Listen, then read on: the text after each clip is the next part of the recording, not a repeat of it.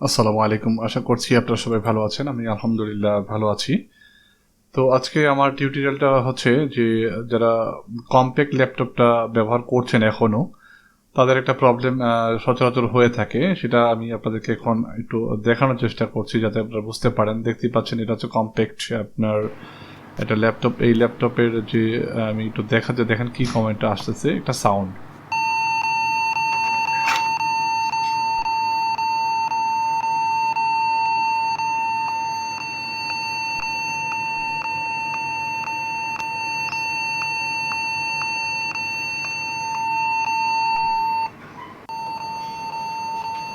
This is the problem.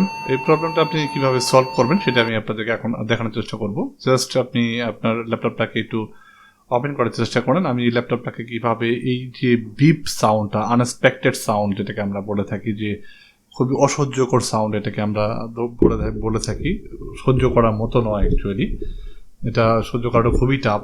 তো এটার থেকে আপনি কিভাবে সমাধান পেতে পারেন, তো প্রথমে আপনি আপনার ল্যাপটপের ব্যাটারিটা একটু খুলে নেবেন।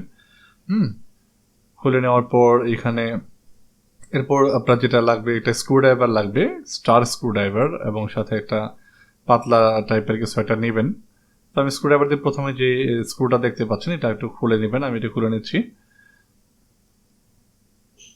ঠিক আছে, এটা অবশ্যই আপনি একটু সাবধানে খুলবেন, কারণ ব্যাক কভারটা অতটা শক্ত থাকে না, যেহেতু প্লাস্টিক মেড বডি এটা।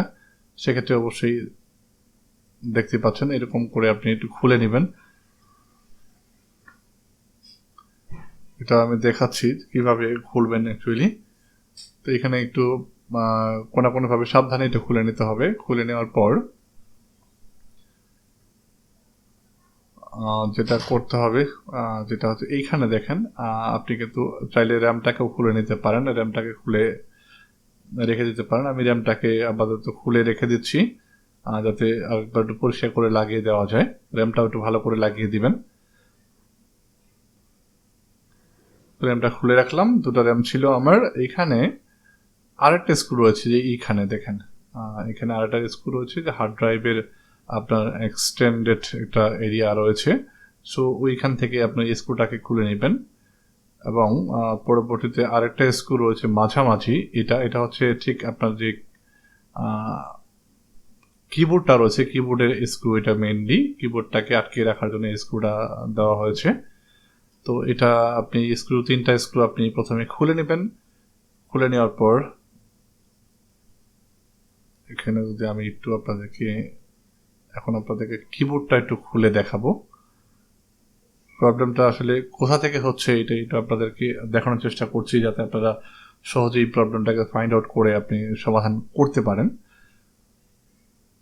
তো কিবোর্ডটা এইভাবে আমি যেভাবে দিচ্ছি দেখেন, ঠিক এইভাবে সিম্পলি একটু খুলে নেবেন, এবং প্রেশার দিলেই খুলে যাবে। ঠিক আছে, যেহেতু এটা প্লাগ ইন প্লে করে রয়েছে, এখান থেকে যে দেখতেই পাচ্ছেন এখানে একটা কেবল প্লাগ রয়েছে, এটাকে জাস্ট একটু প্লাগ করে আনপ্লাগ করে নেবেন, এবং হালকা প্রেস করলে এটা খুলে যাবে। তো এটা কিন্তু খুলে গেল। এখান থেকে খুলে যাওয়ার পর আপনার কিবোর্ডটাকে একটু সাবধানে রেখে দিবেন। এই যে স্ক্রুটা দেখতে পাচ্ছেন মাঝখানে স্ক্রুটা, কিন্তু এটা এই ল্যাপটপটাকে, এই কিবোর্ডটাকে ধরে রাখার জন্য স্ক্রু একটাই লাগানো থাকে। তো আমি যদি একটু এখন আপনাদেরকে একটু দেখানোর চেষ্টা করি, আবারও একটু ব্যাটারিটা লাগিয়ে নিচ্ছি যাতে আপনারা বুঝতে পারেন। ব্যাটারিটা লাগিয়ে নিচ্ছি এখান থেকে। লাগিয়ে নেওয়ার পর এখানে আমি র্যামটাও লাগিয়ে দিচ্ছি। র্যামটাও লাগিয়ে দিলাম।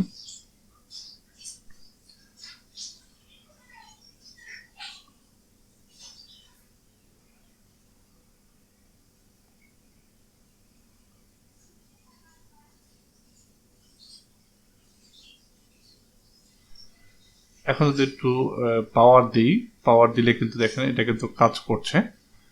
খেয়াল করে দেখেন, কোনো সাউন্ড কিন্তু নেই। আপনার প্রপারলি কিন্তু আপনার উইন্ডোজটা স্টার্ট হয়ে গেছে।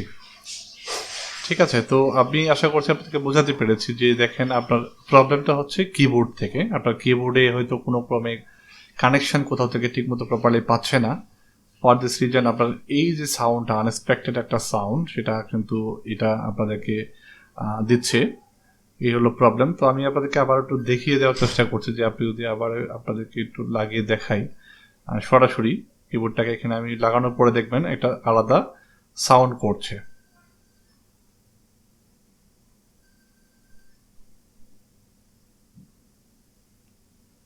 তো দেখেন আমার কিবোর্ডটা লাগানোর সাথে সাথে অটোমেটিক্যালি স্টার্ট হয়ে গেছে পিসিটা। এবং যদি এখান থেকে একটু এন্টার দিই, দেখেন এন্টার দিলে দেখেন সাউন্ডটা কি আসে।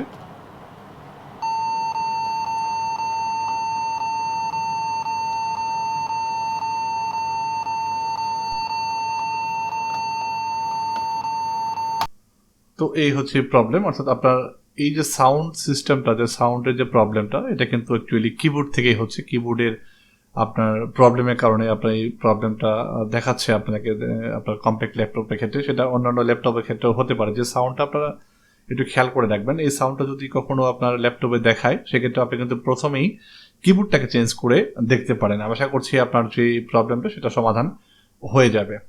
তো বন্ধুরা, যদি ভিডিওটা ভালো লাগে অবশ্যই লাইক এবং কমেন্ট করবেন। আর যদি এই ব্যাপারে আরও কিছু জানতে চান সেটাও আমাকে কমেন্ট করে জানাবেন। সে পর্যন্ত ভালো থাকবেন, সুস্থ থাকবেন। Thanks for watching.